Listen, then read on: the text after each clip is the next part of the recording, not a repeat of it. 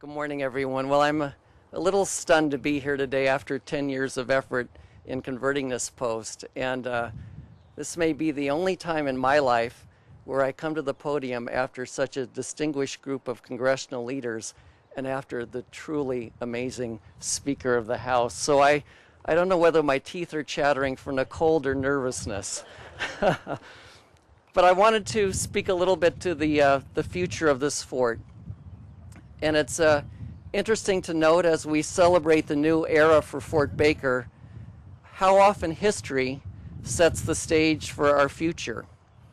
And it was just over 100 years ago that these military buildings were occupied by officers and soldiers.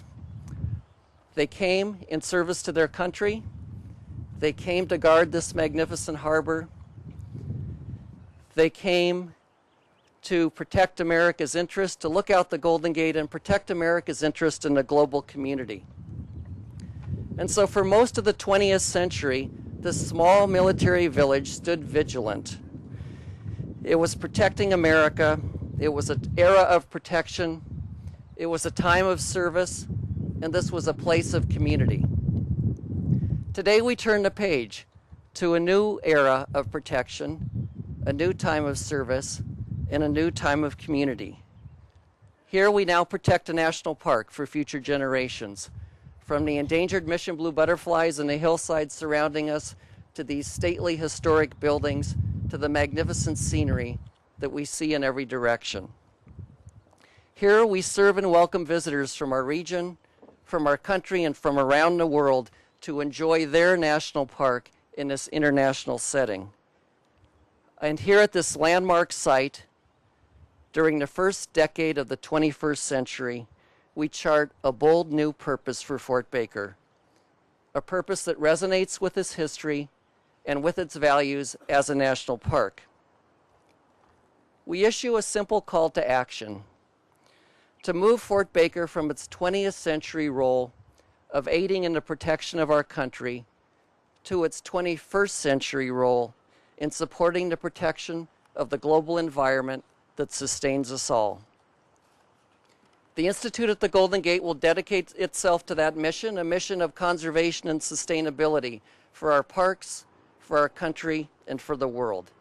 Sponsored by the National Park Service and the Golden Gate National Parks Conservancy, this institute will dedicate itself to that purpose. And we couldn't have a better setting to support the environmental action we hope to accomplish here. When we look across the parade ground, you see historic buildings that have been remodeled, restored with environmental principles, and operated with green standards. We sit in an amazing national park in the United Nations Biosphere Reserve.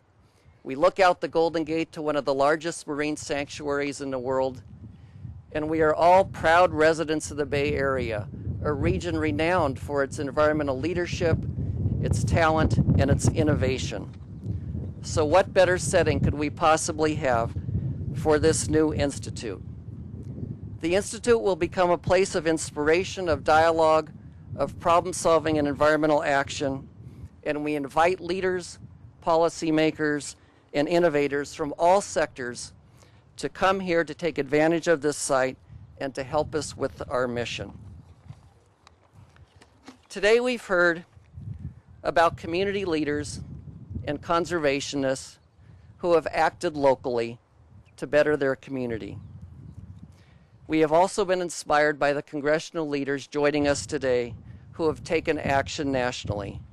And here at Fort Baker, in the shadow of the Golden Gate, we all commit ourselves to thinking and acting globally. Thanks to the leadership, the vision, and the support of the congressional leaders sharing the stage with me, and so many of you in the audience, Fort Baker is now ready to advance to its new mission of service, not only to our country, but to our world. With this vision, we can reach far beyond the borders of this national park. With this vision, our local community will connect with our global community.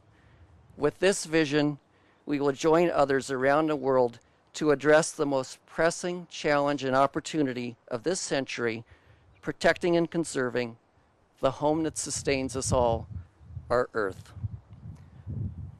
And so as I look out on the audience with affection to our dearest park friends and supporters, at this historic place, at this historic moment, we ask you to join us in our mission to sustain the world from this national park. Thank you so much.